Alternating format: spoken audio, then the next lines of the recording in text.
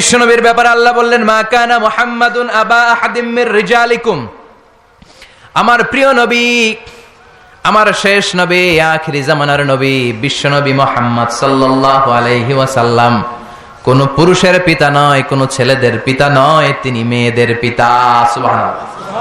বিশ্বনবীর কোন ছেলে সন্তানকে আল্লাহ বাঁচিয়ে রাখে নাই। মা কানা মুহাম্মদ, মুহাম্মদ সাল্লাল্লাহু আলাইহি ওয়াসাল্লাম নয় আবা আহাদিম মির রিজালিকুম, তোমাদের কোন ছেলেদের পিতা। বিশ্বনবীর কোন ছেলে দুনিয়াতে বেঁচে ছিল? কথা বলেন। বিশ্বনবী ছিলেন মেয়েদের পিতা।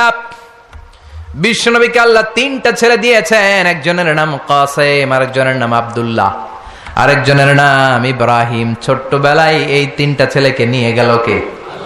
বিশ্বনবীর চারটা কন্যা বেঁচে ছিল, ফাতিমা, রুকাইয়া, জাইনাব, উম্মে কুলসুম, তারা ছিল। বিশ্বনবীর কোনো ছেলে ছিল না।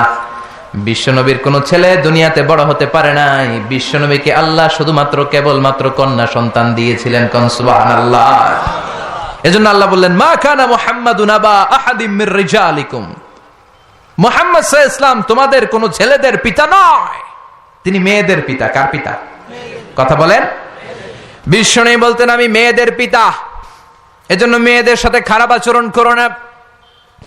বিশ্বনবী ফাতেমাতুজ জাহরাকে এতটা ভালোবাসতেন, বিশ্বনবী বলতেন, ফাতেমা তু বিদউম মিন্নি, ফাতেমা আমার কলিজার টুকরা।